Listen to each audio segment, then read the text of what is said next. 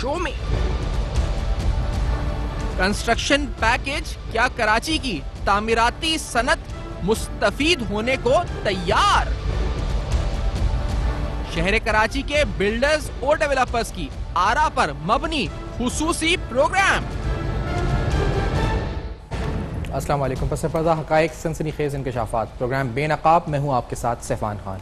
आज हम एक खुसूसी प्रोग्राम करने जा रहे हैं जिसके अंदर बिलखुसूस सूबा सिंध से मुतालिक यानी और सूबा सिंध के अंदर जो शहर कराची है इससे मुतालिक जो लोग वाबस्ता हैं सनत से, तामीराती सनत से, इस शोबे से मुख्तलिफ बिल्डर्स और डेवलपर्स, हमने इस कंस्ट्रक्शन पैकेज पे जब ये इंसेंटिव अनाउंस हुए उसके बाद, उसके ऑर्डिनेंस आने के बाद और उस ऑर्डिनेंस के इतलाक किस तरह होगा इस पर भी डिटेल में प्रोग्राम्स किए। हमने आप पूरे पाकिस्तान से आपको बताया कि इस वक्त बिल्डर्स एंड डेवलपर्स और इसके साथ अलाइड इंडस्ट्रीज की भी राय क्या रही है। लेकिन आज का प्रोग्राम हम बिलखुसूस फोकस करेंगे सिंध में और स्पेसिफिकली कराची पर। हम बात करेंगे कि इस शहर कराची में, और आगे प्रोग्राम जब होंगे तो लाहौर इस्लामाबाद की बात भी होगी, कि आखिरकार इस पैकेज और इस ऑर्डिनेंस के आने के बाद वो ड्राइव जो इस इंडस्ट्री को मिलनी थी वो ड्राइव मिल सकेगी और मिलेगी। क्या उसमें हर्डल्स अभी भी हैं? वो हर्डल्स क्या हैं? वो हर्डल्स क्या प्रोविंशियल गवर्नमेंट की तरफ से हैं? सप्लाई साइड कंस्ट्रेंट्स हैं? एनओसीज अप्रूवल्स हैं? वो क्या मसाइल हैं जो ये इंडस्ट्री अभी भी फेस कर रही है? आफ्टर दिस ऑर्डिनेंस नजरें सबकी बिल्डर्स एंड डेवलपर्स पर है। तो आज का प्रोग्राम भी हमने बिल्डर्स डेवलपर्स का रखा है कि ऑर्डिनेंस तो आ गया है, अब now the ball is in your court. आप लोग कब इस ड्राइव को, इस मार्केट को बढ़ाने जा रहे हैं और क्या ये बायर्स डिमांड जनरेट होगी या नहीं होगी? ये पैकेज जिसकी डेडलाइन 31 दिसंबर तक आपको अपनी इन्वेस्टमेंट शो करनी है, तो कितने अभी डिक्लेयर करने जा रहे हैं, इन्वेस्टमेंट शो करने जा रहे हैं, उनके प्लान्स क्या हैं, आज प्रोग्राम में आप जान सकेंगे। पहला ऐसा डिटेल प्रोग्राम आप शायद देख रहे हो। प्रोग्राम में मोहसिन शेखानी साहब होंगे, चेयरमैन आबाद, हमारे साथ सुहेल वारिन साहब होंगे, वाइस चेयरमैन आबाद, फयाज इलियास साहब होंगे, एक्स चेयरमैन आबाद, हनीफ गौहर साहब एक्स चेयरमैन आबाद हमारे साथ स्टूडियोज में हैं, हुमायूं सलीम साहब मेंबर आबाद और जीशान जकी साहब होंगे मेंबर आबाद, इरफान वाहिद साहब मेंबर आबाद होंगे, तलहा थानवी साहब मेंबर आबाद होंगे। मैं तलहा थानवी साहब से ही प्रोग्राम का आगाज करूंगा। तलहा थानवी साहब, किंग बिल्डर्स साहब का ताल्लुक। तलहा थानवी साहब, ये फरमाइएगा आप लोगों का क्या रद्द अमल है इस पैकेज के ऊपर? अभी अनाउंस हो गया, ये आ गया, लेकिन क्या वो डिमांड, वो जो इनिशिएटिव, जो इंसेंटिव्स मिले हैं, उसका इंपैक्ट इस इंडस्ट्री पे, कराची के बिल्डर्स पे क्या पड़ेगा और कब पड़ेगा? अस्सलामुअलैकुम, बहुत शुक्रिया इस मौजू पे आपका प्रोग्राम करने का। बहुत खुशाइंद है ये पैकेज जो प्राइम मिनिस्टर इमरान खान ने अनाउंस किया है। इसमें मेरी गुजारिश होगी कि सबसे पहले SBCA में भी अप्रूवल्स का जो काम ताअत्तुल का शिकार है, उसके लिए भी कोई खास ऑर्डर्स ऐसे इशू हों कि कोई भी अगर प्रोजेक्ट अप्रूवल के लिए दाखिल किया जाता है तो विद इन 45 डेज वो प्रोजेक्ट अप्रूव्ड हो जाए, क्योंकि बेशुमार एनओसीज उसमें सिर्फ SBCA से ही 4 एनओसीज मिलती हैं। जिस इलाके की जमीन होती है बोर्ड ऑफ रेवेन्यू या डिप्टी कमिश्नर या KD है, वो फॉरवर्ड करते हैं, फिर रीचेक होने के लिए जाता है डॉक्यूमेंट के water board, KSC, civil aviation, PAF, survey of Pakistan, Sui gas, इन सबसे एनओसी लेके आनी होती है। एक लंबा प्रोसीजर है। हालांकि इसको बहुत आसान किया जा सकता है अगर इस पर भी तवज्जो दे दी जाएगी तो ये स्कीम बहुत अच्छी तरह कामयाब हो जाएगी, क्योंकि प्राइम मिनिस्टर चाहते हैं कि 2 साल में, 3 साल में कंस्ट्रक्शन इंडस्ट्री में बूम आए और कंस्ट्रक्शन इंडस्ट्री की वजह से ज्यादा नौकरियां दी जा सकें और गवर्नमेंट के खजाने में टैक्स जमा हो। उसके लिए जरूरी है कि प्रोजेक्ट की अप्रूवल वक्त पर हो जाए। अगर वो 1-1, 1.5 साल में ही अप्रूवल्स होंगी तो ये स्कीम कामयाब नहीं होगी। अच्छा, और हनीफ गौहर साहब आपसे पूछेंगे, क्योंकि ये जो बात उन्होंने की बड़ी अहम है। अब इसमें एनओसीज अप्रूवल्स 17 एनओसीज आपको लेनी होती है जी, और अब इसमें मुझे बताइएगा, क्योंकि आप 31 तारीख की डेडलाइन है और अगर अभी तक आप एनओसीज ही में फंसेंगे या कोरोना की वजह से जो हालात बंद हैं, तो हाउ इज इट पॉसिबल कि 31 से पहले आप अवेल कर सकें इस स्कीम? जी, बिस्मिल्लाहिर्रहमानिर्रहीम। मैं समझता हूँ कि बिल्कुल वजह फरमाया तला भाई ने कि ये देखें आप कि जब तक एनओसियाँ मिलेंगी नहीं, जब तक अप्रूवल्स होंगी नहीं, तो इस पूरे जो एमनेस्टी दी गई है, ये पूरी स्कीम दी गई है प्राइम मिनिस्टर की तरफ से, यकीनन इस पूरी स्कीम को तो हम समझते हैं कि पूरे पाकिस्तान की कंस्ट्रक्शन इंडस्ट्री जो तो सराहती है, और ख़ास तौर पर हम तमाम इंडस्ट्री के लोगों ने प्राइम मिनिस्टर इमरान खान का शुक्रिया अदा किया है कि 70 साल की तारीख में इतना बोल्ड फैसला अगर इमरान खान ना होते तो शायद ये काम ना हो सकता होता। हालांकि हम समझते हैं कि इमरान खान के ऊपर बड़े इंटरनेशनल प्रेशर्स भी थे, क्योंकि पहले हम FTR के ऊपर, जब हम पहले कुछ अरसे पहले, कोरोना से भी पहले की मैं आपके बात बताता चलूँ कि कोशिश की गई थी और प्राइम मिनिस्टर ने सबको कॉल भी कर लिया था। हम तकरीबन कोई 50 लोग तैयार भी हो गए थे आबाद के प्राइम मिनिस्टर ने उस दिन ऐलान करना था फिक्स टैक्स रिजीम का, लेकिन बदकिस्मती से कुछ इंटरनेशनल प्रेशर्स आए और प्राइम मिनिस्टर को बैकफुट पे जाना पड़ा और वो उस वक्त भी नहीं कर सके। लेकिन अब जो प्राइम मिनिस्टर ने जो ये पैकेज दे दिया कंस्ट्रक्शन इंडस्ट्री का कोरोना की वजह से, क्योंकि कोरोना के अंदर आपके इल्म के अंदर होगा कि इतनी हमारी इकोनॉमी जो है तो डिस्टर्ब हो चुकी है कि आफ्टर एग्रीकल्चर जो है सबसे ज़्यादा जो जॉब्स प्रोवाइड करती है वो आपके इल्म के अंदर है कि वो हमारी कंस्ट्रक्शन इंडस्ट्री है।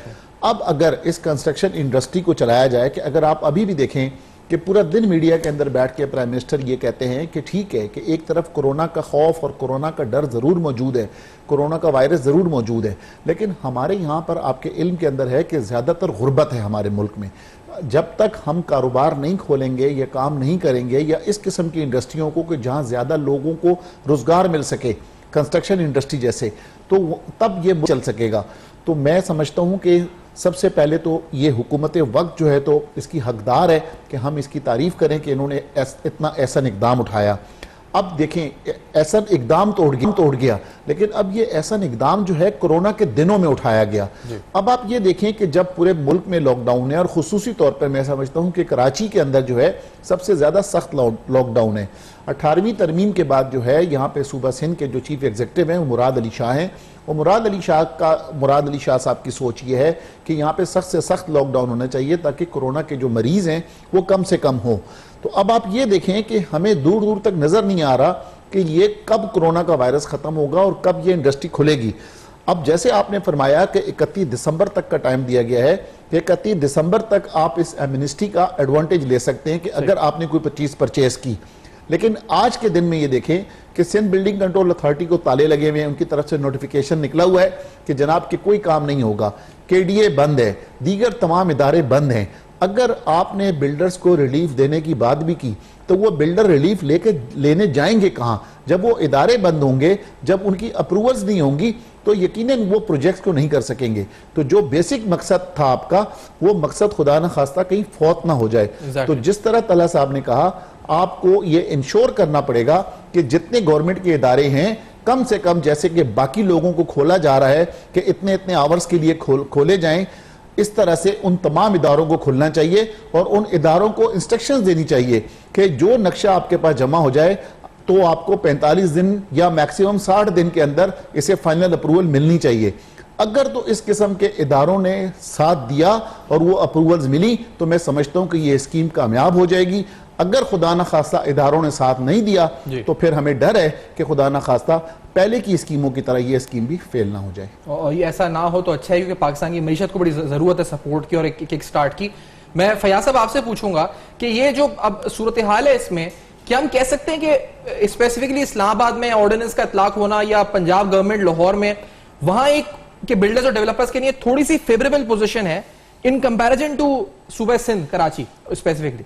आपको do you agree with this point Fayaz साहब? बिस्मिल्लाहिर्रहमानिर्रहीम। मैं इस सिलसिले में ये कहना चाहूंगा कि जैसे देखिए ये पॉलिसी फेडरल ने जैसे ये पॉलिसी हमें इस वक्त दी है और ये बहुत एक खुशाइन बात है कि पाकिस्तान में इससे पहले कभी इस किस्म की कोई पॉलिसी या कंस्ट्रक्शन पैकेज नहीं दिया गया और खुसूसी तौर पे इसको एक इंडस्ट्री का जो दर्जा अब जो दिया गया है तो तमाम वो फैसिलिटीज जो एक इंडस्ट्री को मिलनी चाहिए या दरकार होती है वो हमें वो फैसिलिटीज हम अवेल कर सकते हैं, चाहे उसमें बैंक फाइनेंसिंग हो, मॉर्गेज फाइनेंसिंग हो और प्रोजेक्ट के लिए फाइनेंसिंग होती है, चाहे वो अगर वो बिल्डर खुद अगर लेना चाहते हैं या इंडिविजुअल्स लेना चाहते हैं।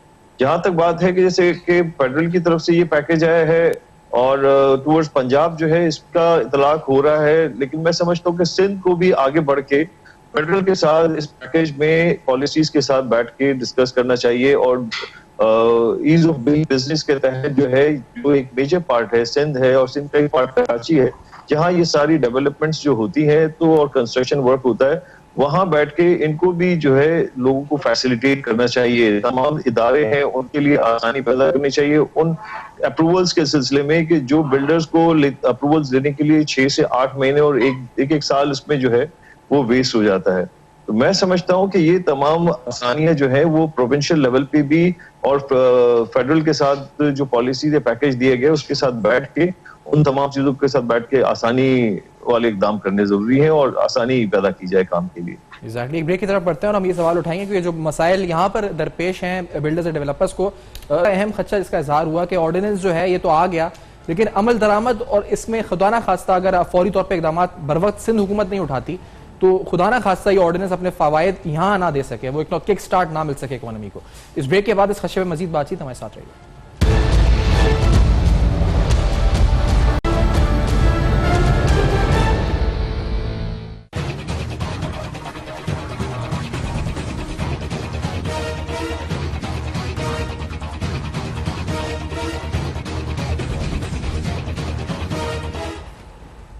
Welcome back. आप देख रहे हैं बेनकाब, और बेनकाब में अहम तरीन सवाल कंस्ट्रक्शन इंडस्ट्री के लिए आने वाला पैकेज बिलखुसूस आज सुबह सिंध पे बात कर रहे हैं, और हम कोशिश कर रहे हैं कि कराची के डेवलपर्स और बिल्डर्स की राय जान सकें कि वो कितने पुरुमीद हैं, कराची कंस्ट्रक्शन इंडस्ट्री कितनी पुरुमीद है, और इस पैकेज के आने के बाद क्या वाकई में वो रिवाइवल या इंडस्ट्री को किक स्टार्ट मिलना वो मुमकिन है, वो पॉसिबल है या नहीं है, और क्या मसाइल अभी भी दरपेश है। हनीफ गौहर साहब हमारे साथ मौजूद हैं स्टूडियोज में, साबिक चेयरमैन आबाद हैं। हमारे साथ जीशान जकी साहब मौजूद हैं, मेंबर ऑफ बिल्डर्स से, उनसे हम बात करते हैं। जीशान, आपके नजदीक क्या आप समझते हैं इसका इम्पैक्ट आएगा, और जो लाइकली इम्पैक्ट आना था वो अभी तक स्लो है, क्यों है वो स्लो है, इस पर आपकी नजर में क्या इंटरप्रिटेशन है आपकी?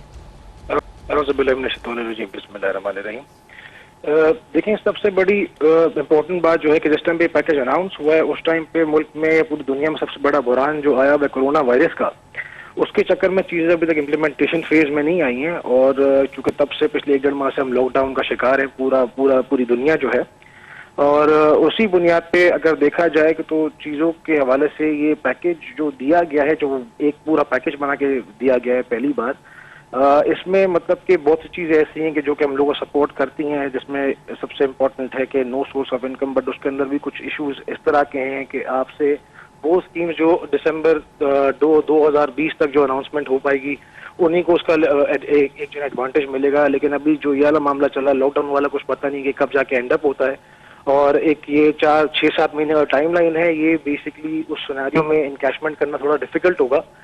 बाकी अदरवाइज इसमें कुछ पॉइंट्स और भी हैं कि जो कि विद होल्डिंग टैक्स के हवाले से भी कुछ उन्होंने रिलीफ दी गई है, कॉस्ट ऑफ कंस्ट्रक्शन को उन्होंने लोअर डाउन करने के लिए, बट इसके अंदर सबसे बड़ा इम्पैक्ट जो है वो ये है कि हमारे मुल्क के अंदर कोई रेगुलेटरी बॉडी नहीं है कि जो कि हमारे वहाँ प्राइस कंट्रोल को मॉनिटर करे, क्योंकि आज भी सबसे बड़ा इम्पैक्ट हमारे ऊपर है विद होल्डिंग के साथ साथ वो हमारी है मटेरियल की कॉस्ट का, क्योंकि वो सीमेंट के जो हम जो है आज की तारीख में एक्सपोर्ट करते हैं $60 पे, $65 पे CNF कि जो कि बाहर ममालिक जाती है, वही सीमेंट जो है हमको कराची शहर के अंदर वो हमको 11,500-12 हज़ार रुपए पर टन मिलती है।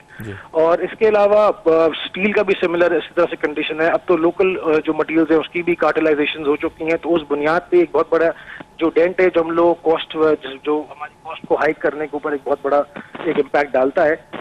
और इसके अलावा 1-2 पॉइंट इसमें और भी थे कि जो कि कुछ चीजें थी जो कि रिलैक्सेशन दी गई थी, लो कॉस्ट हाउसिंग स्कीम, जिसमें उसका स्पेसिफिक जो नाम रखा गया है नया पाकिस्तान हाउसिंग अथॉरिटी के थ्रू जो भी प्रोजेक्ट्स आएंगे उसको 90% रिलीफ है। लेकिन बहुत से लोग ऐसे भी हैं कि जो कि लो कॉस्ट स्कीम करना चाहते हैं, और लेकिन नया पाकिस्तान के थ्रू नहीं, वो पर्सनली करना चाहते हैं, तो उनको भी ये रिलीफ मिलनी चाहिए, ये रिलीफ पास होनी चाहिए। अदरवाइज जो हमारे डोमेस्टिक इश्यूज है सिंध बिल्डिंग कंट्रोल अथॉरिटी के या और एजेंसीज के जो हमें जबरदस्ती की वो एनओसी हमें दरकार होती हैं कि जो पूरे पाकिस्तान में किसी और सूबे के अंदर नहीं मांगी जाती, क्योंकि वो स्टेट की जिम्मेदारी है पानी बिजली गैस हमें प्रोवाइड करना। हम सिविल एविएशन के एनओसी लेने जाते हैं तो वो लेने का प्रोसेस जो हमारा 3 महीने का प्रोसेस है, पहले सर्वे ऑफ पाकिस्तान जाता है, फिर उसके बाद सिविल एविएशन जाता है, फिर PAF जाता है। तो बहुत से प्रॉब्लम्स हैं जो हमें फेस करने पड़ते हैं, जो विद इन द टाइमलाइन हम लोगों को जी जान आपकी आवाज आ रही है। जी मैं बोला कि जो विद द टाइमलाइन हम लोग को बेसिकली यूटिलाइज करने में हमें बेनिफिट नहीं देंगे।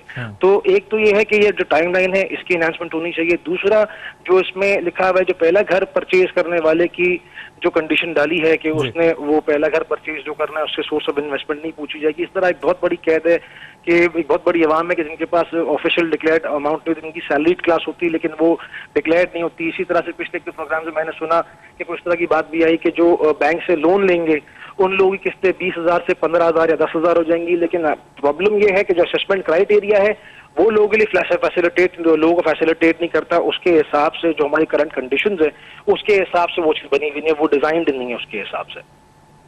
सही है, एग्जैक्टली। तो यानी ओवरऑल आपको लगता है कि ये सक्सेसफुल होगी या होगी भी नहीं? जितने हर्डल्स हैं इसमें, जब तक प्रोविंशियल गवर्नमेंट ऑन बोर्ड नहीं आएगी या जब तक तमाम स्टेक होल्डर्स ऑन बोर्ड नहीं आएंगे, जब तक जी हाँ। देखिए इस वक्त मेरे ख्याल में जो प्रोविंशियल गवर्नमेंट है ऑफकोर्स उनकी भी ख्वाहिश ये है कि सूबे की हद तक जितनी भी कंस्ट्रक्शन एक्टिविटीज है वो बेसिकली एनहांस करें, और उनका भी बेसिकली इसमें पॉजिटिव रोल होगा और उनकी भी ख्वाहिश होगी। लेकिन जो इश्यूज दरकार है वो अपनी जगह पे, क्योंकि अभी चीजें जब इनिशियल स्टेज में जिस दौरान में पैकेज अनाउंस हुआ है उस दौरान ये पूरा दुनिया बुरान का शिकार है या इस तकलीफ का शिकार है कोरोना के।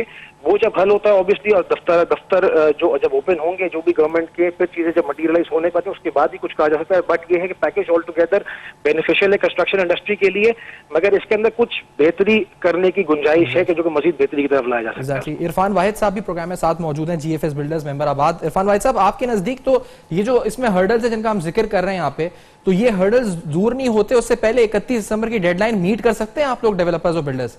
इरफान भाई साहब। बिल्कुल, ये इसमें सिंध हुकूमत को एक और इक़दाम लेना पड़ेगा कि ये जो बेसिकली हमारी जो सिंध बिल्डिंग कंट्रोल अथॉरिटी की एनओसीज वगैरह है उसको एक्सपीडाइट किया जाए। जैसे कि ये कहा है कि 30 डेज में सारी एनओसीज मिल जाएंगी। जो पहले पंजाब में काफ़ी लोग पहले काम कर रहे हैं और इस लॉकडाउन से पहले, और इवन जो ये आपका जो इतना बड़ा पैकेज है उससे पहले भी 30 डेज में पंजाब में मिल जाती थी। लेकिन यहाँ पर सिंध हुकूमत को भी एक्स्ट्रा ऑर्डिनरी थोड़ा और रिलीफ देना पड़ेगा ताकि हम इस बहरान से निकलें और इस कंस्ट्रक्शन इंडस्ट्री का जो ये पैकेज है उसको मौसर साबित किया जा सके। और दूसरी बात ये है कि बिल्कुल अगर ये नहीं हो पाएगा 1 मंथ में, तो फिर ये जो 31 दिसंबर की डेडलाइन जो है इसको मीट करना काफी मुश्किल हो जाएगा। एग्जैक्टली। तो अब आपको लगता है क्या, यानी प्रोविंशियल गवर्नमेंट को इकदाम लेने पड़ेंगे इस फ्रंट से? इस पैकेज में तो मतलब कोई आपके रिकमेंडेशंस हैं कि बेहतरी की मजीद इसमें, या फिर you are okay with the package, सिर्फ प्रोविंशियल गवर्नमेंट पे आपको शिकायत है कि वहां से कुछ होना चाहिए? देखिए, ओवरऑल तो पैकेज ऐसा पैकेज जैसे हमारे लोग सारे बैठे हैं वो इस बात को बड़ा पॉजिटिवली ले रहे हैं, और वाकई पैकेज ऐसा 70 ईयर्स में नहीं आया है, ये बात तो बिल्कुल ट्रू है, लेकिन इसको इम्प्लीमेंट कराने की जरूरत है। दूसरा, ये अभी कोरोना की वजह से जो लिक्विडिटी क्रंच से हम निकलेंगे तो फिर एग्जैक्टली इसका पता लगेगा कि हाँ आया कि कितना ये मौसर साबित हुआ है और नहीं हुआ। इसमें दोनों गवर्नमेंट को, इवन फेडरल को भी सिंध हुकूमत को ये बताने की जरूरत है, और सिंध हुकूमत इसको बिल्कुल करने के लिए तैयार भी है और होनी भी चाहिए, क्योंकि इसमें पूरी इकोनॉमी का पहिया इस पर चल सकता है। तो ये दोनों को लूप में आने की, दोनों हुकूमतों को लूप में आने की जरूरत है। एग्जैक्टली। और हनीफ गौहर साहब, क्या इसकी टाइमिंग सही है? क्योंकि ये तो जो हम बात कर रहे हैं इससे लग रहा है कि कोरोना की वजह से इसका इम्पैक्ट पहुंच ही नहीं सकेगा, और 31 की डेडलाइन ही जो अभी बात हो रही है कि फीजिबल नहीं लग रही। देखिए, मैंने भी आपको बैठते ये सारी बातें की थी, मेरे ख्याल में मेरे कोलीग्स भी तकरीबन यही बात कर रहे हैं कि जब तक इसका फायदा उसी वक्त पहुंचेगा कि जब अप्रूवल्स मिलेंगे। आपने टैक्सिंग जोन्स की, जोन जो टैक्सिंग है उस इस्लामाबाद और कराची में कुछ डिस्क्रिपेंसीज की, वो अगर प्लीज आप हाईलाइट कर सकें। देखें, मैं ये समझता हूं कि देखें, एफबीआर ने अगर कराची को, लाहौर को, इस्लामाबाद को मुख्तलिफ कैटेगरीज के अंदर ऑलरेडी डिवाइड किया हुआ है जब इन्होंने अपनी वर्किंग की थी। लेकिन अब बदकिस्मती से जब ये स्कीम आई है, इस स्कीम के अंदर पूरे शहर को जो है तो इकट्ठा ले लिया गया है। अभी अगर 80 रुपीज रखा है A1 कैटेगरी के अंदर, तो पूरी कराची को रखा गया है, पूरे लाहौर को रखा गया है, पूरे इस्लामाबाद को रखा गया है। अब आप ये देखें कि हर शहर के अंदर जो है तो पोश एरियाज अलग होते हैं और आउटस्कर्ट्स के एरियाज डिफरेंट होते हैं, वो कमजोर एरियाज होते हैं। अगर हम कराची ही को ले लेते हैं, आप देखें कि कराची के अंदर अगर हम क्लिफ्टन में देखें तो क्लिफ्टन की जो प्रॉपर्टी है वो हमेशा महंगी प्रॉपर्टी होती है, और वो प्रॉपर्टी बिकती भी महंगी है और उसके प्लॉट भी महंगे होते हैं। लेकिन आप नॉर्थ कराची में या सुरजानी में जाएं या आप आउटस्कर्ट्स में जाएं तो आप यकीनन कि वहां पर बड़े मिडिल क्लास के लोग या लो क्लास के लोग रहते हैं, तो वो सस्ती प्रॉपर्टियां होती हैं, छोटे घर होते हैं। तो 2016 के अंदर जब हमने पहले FTR के फिक्स टैक्स रिजीम का एक कानून बनवाया था गवर्नमेंट से, उस वक्त उन्होंने 750 फीट, 1500 फीट और 1500 एंड अबव, ये 3 कैटेगरियां इस तरीके से डिफाइन की गई थी। लेकिन इस मरतबा बदकिस्मती से मेरे ख्याल से किससे समझाने का कोई फर्क रहा है FBR के दोस्तों को, तो उनको ये चाहिए था कि उसी कंटिन्यूटी को लेकर चलते, लेकिन बदकिस्मती से उन्होंने पूरी कराची का एक रेट ले लिया है, पूरे लाहौर का एक रेट ले लिया है, इस्लामाबाद का एक रेट ले लिया है। तो मैं ये समझता हूँ कि इसके अंदर थोड़ी सी चेंजेस होना बहुत ज़रूरी है कि जो ऑलरेडी FBR की बुक के अंदर कैटेगरीज बनी हुई है उसी कैटेगरी के हिसाब से रेट को रिवाइज करना चाहिए। क्लास के अंदर ज़्यादा होना चाहिए, मिडिल क्लास के अंदर दरमियाना होना चाहिए, और लो क्लास के अंदर रेट कम होना चाहिए। क्योंकि आपके इल्म के अंदर है कि बिल्डर या कोई भी बिजनेसमैन ने अपनी जेब से नहीं देना होता, वो एंड यूजर के ऊपर ही जाएगा, चाहे वो टैक्स की कलेक्शन क्यों ना हो। तो अगर आपका एंड यूजर किसी सस्ते एरिया के अंदर वो बिल्डर काम कर रहा होगा तो यकीनन उससे टैक्स की कलेक्शन भी कम हो रही होगी, उससे 20 रुपए या 30 रुपए हो रही होगी, 80 रुपए चार्ज नहीं हो रहा होगा।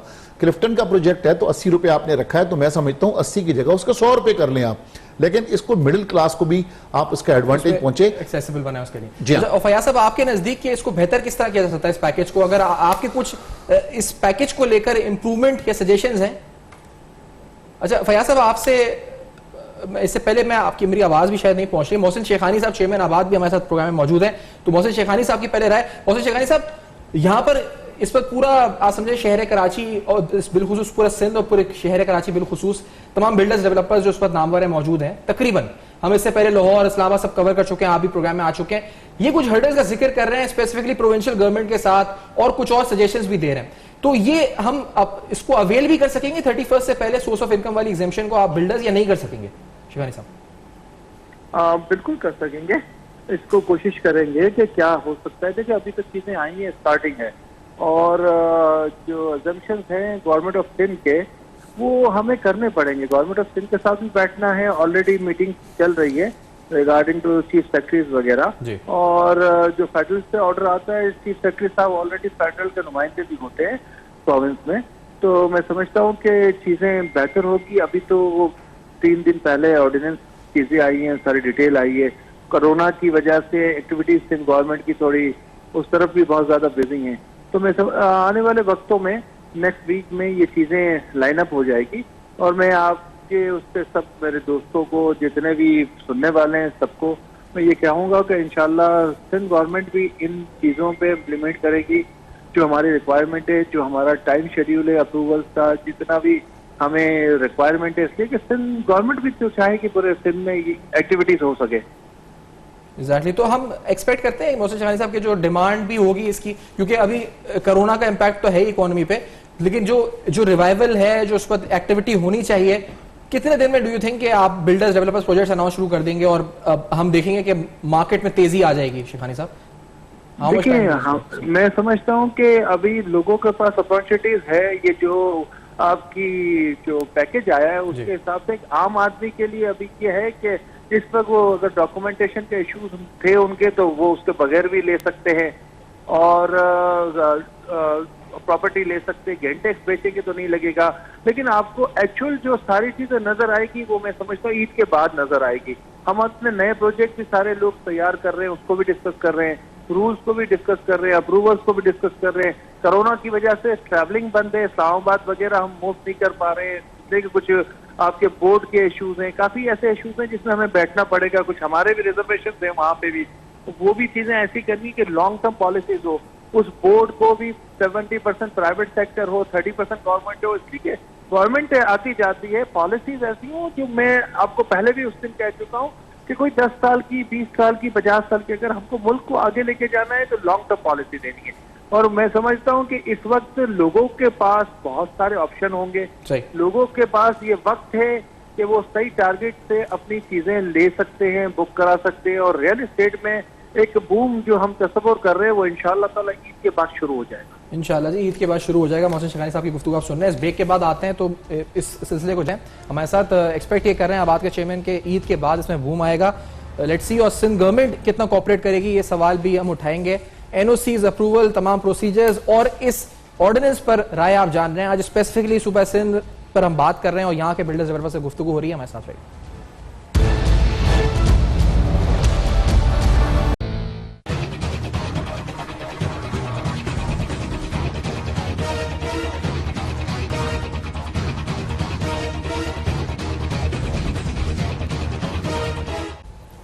Welcome back. आप देख रहे हैं बेनकाब और आज आप देख रहे हैं खुसूसी प्रोग्राम। हम बेसिकली बिल्डर्स और डेवलपर्स से जान रहे हैं जो इंडस्ट्री में किक स्टार्ट आना है वो क्या आ सकेगा।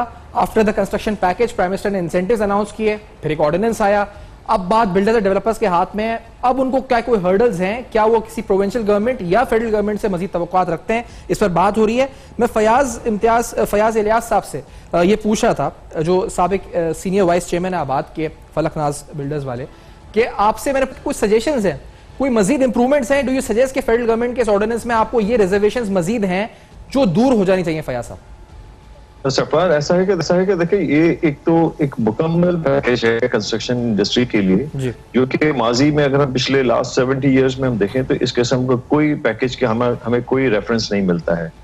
तो एक तरह से इसमें मुकम्मल पैकेज में, जिसमें कंस्ट्रक्शन डेवलपमेंट को जो प्रमोट करने के लिए, इंडस्ट्री को प्रमोट करने के लिए और इससे मुंसलिक जितनी जो है इंडस्ट्री जो मुंसलिक है उनको प्रमोट करने के लिए जो ये मुकम्मल एक पैकेज दिया गया है। साथ साथ जैसे इसमें इनकम टैक्स, FBR से रिलेटेड जो टैक्सेशन के मैटर्स हैं उनको भी बड़े अच्छे तरीके से इसमें वाज़ी किया गया है। जो पिछले कुछ बजट्स में या सालों में लोगों को एक फियर हो गया था या लोगों को एक प्रॉपर्टी बाइंग के हवाले से एक मसले थे, तो उन इश्यूज को भी यहाँ पे इस पैकेज में जो है एक अच्छे तरीके से क्लियर कर दिया गया है। उन बायर्स को कि जो कैपिटल गेन टैक्स की सूरत में थे, उसकी कैपिटल गेन टैक्स की जो कंडीशंस को एज अ फर्स्ट यूनिट या एक पहला घर आप परचेज करना चाहते हैं चाहे किसी भी लेवल पे, तो वो भी आपको एक छूट उसमें दे दी गई है कि वो आप उसमें कोई कैपिटल गेन टैक्स आपको टैक्स नहीं पे करना है। तो इस कंप्लीट पैकेज, उसमें कहीं पे कुछ थोड़ी बहुत हमारी रिजर्वेशन जरूर हैं, जैसे कि इसमें कुछ इंटरेस्ट रेट्स के हवाले से हैं, वो हम डिस्कस करेंगे फेडरल गवर्नमेंट से, और कुछ टाइम लिमिट्स हैं, टाइमलाइंस हैं। जैसे इस वक्त हम we are facing all corona issues, तो ये कोरोना मैटर से अल्लाह खैर करे कब तक हम जल्द से जल्द इससे हम बाहर आ जाएं, और ताकि हम अपनी इन एक्टिविटीज को, और जो हमें ये मुकम्मल पैकेज दिया गया है इसमें, इसको कामयाब करने में और इसमें एक्टिविटीज, कंस्ट्रक्शन की एक्टिविटी करने में हम अपना भरपूर किरदार अदा कर सकें। क्योंकि ये इस वक्त जो सूरत हाल है, इस वक्त कोरोना से निकलने के बाद हम समझते हैं कि ईद के बाद एक मुकम्मल एक्टिविटीज इसमें हम एक स्टार्ट कर सकेंगे, और ये जो एक टाइम लिमिट्स का इन्होंने एक बैरियर लगाया है उसमें हमारी इनसे रिक्वेस्ट होगी कि इसको कंसिडर किया जाए और मजीद टाइम लिमिट्स एक्सटेंड की जाए। और बाकी इसमें हम टाइम टू टाइम जो है फेडरल गवर्नमेंट है उनके साथ हमारे कुछ इश्यूज हैं चंद छोटे से, तो वो हम इनसे डिस्कस करके इसको करेंगे। Otherwise it's a complete package for construction industries at present. Exactly. तो हुमायूं सलीम साहब भी साथ मौजूद, मेंबर आबाद समामा बिल्डर्स के। हुमायूं सलीम साहब, आपके नजदीक आपका इस पैकेज पे रिएक्शन पहले तो, और बिलखुसूस जिस तरह भी मोहसिन शेखानी साहब ने कहा कि आफ्टर ईद वो समझते हैं कि एक बूम इंडस्ट्री में नजर आएगा, do you agree with this point of view, और क्या रिजर्वेशंस अभी आपके हैं इस पर? अस्सलाम वालेकुम। देखें, प्राइम मिनिस्टर साहब ने जो ये पैकेज अनाउंस किया है, डेफिनेटली ये कॉम्प्रिहेंसिव पैकेज है हमारी पूरी इंडस्ट्री के लिए। लेकिन हमने इस वक्त जो मामला चल रहे हैं, जो वर्ल्ड पेंडेमिक चल रहा है, इसको मद्देनजर रखते हुए हमने इस पैकेज को लेना है। एक तो सबसे बड़ा जो इस पैकेज में हिंच है वो ये कि जो 31 दिसंबर 2020 से पहले इसके अंदर एंटर हो जाएगा वो ये अवेल कर सकता है। उसके बाद अगर, इसका मतलब तो ये हो गया कि अगर 2020 के बाद कोई काम करना चाहता है तो वो ये पैकेज अवेल ही नहीं कर सकता।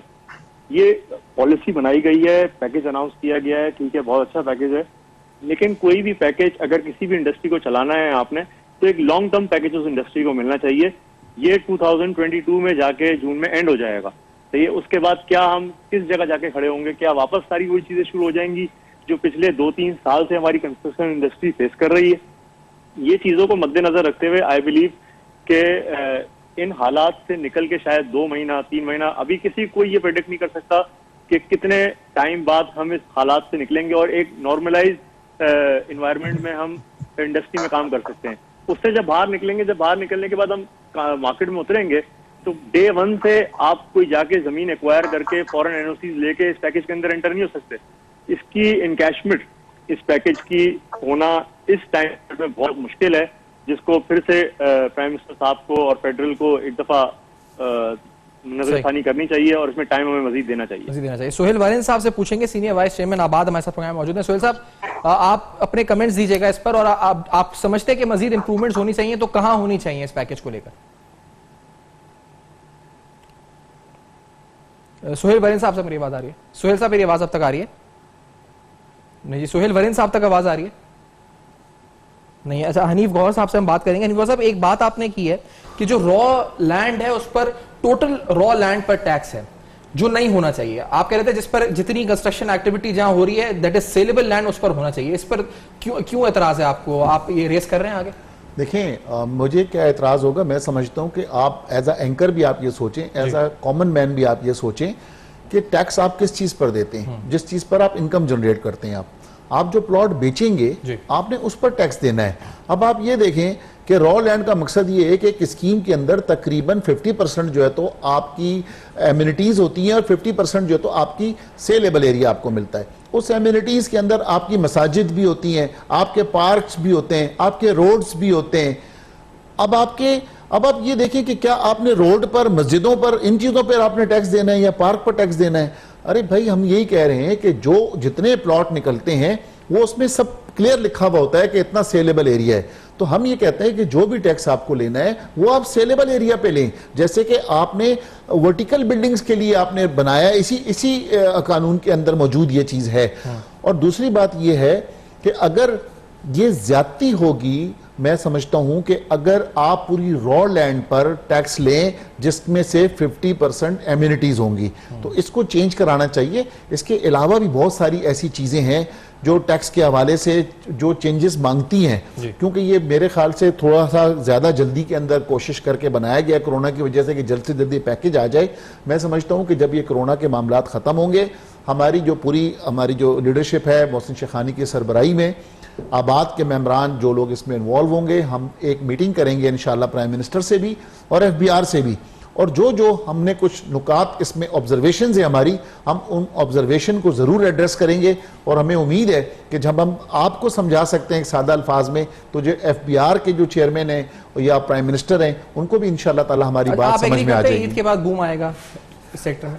आप देखें कि ईद के बाद बूम उस सूरत में आ सकता है कि ईद के बाद अगर ये कोरोना वायरस का सिलसिला खत्म हो जाए, अगर खुदा ना खास्ता रमजान के अंदर कंटिन्यू लॉकडाउन रहता है और कोई इदारे नहीं खुलते, कोई काम नहीं होता, तो आप ये देखें कि ईद के बाद की सिचुएशन तो फिर सेम रहेगी ना। जब तक कोरोना वायरस खत्म नहीं होता, लॉकडाउन की सूरत खत्म नहीं होती, उस वक्त तक मैं नहीं समझता कि कोई भी एडवांटेज मिल सकता है इस इंडस्ट्री को। जाकी आपका शुक्रिया अदा करेंगे, आपने प्रोग्राम में ज्वाइन किया हनीफ बुआ साहब। इसके साथ साथ हम शुक्रिया अदा करेंगे मोहसिन शेखानी साहब का, जो चेयरमैन आबाद है, जिन्होंने प्रोग्राम में ज्वाइन किया। इलियास साहब साथ मौजूद थे, उनका बहुत शुक्रिया।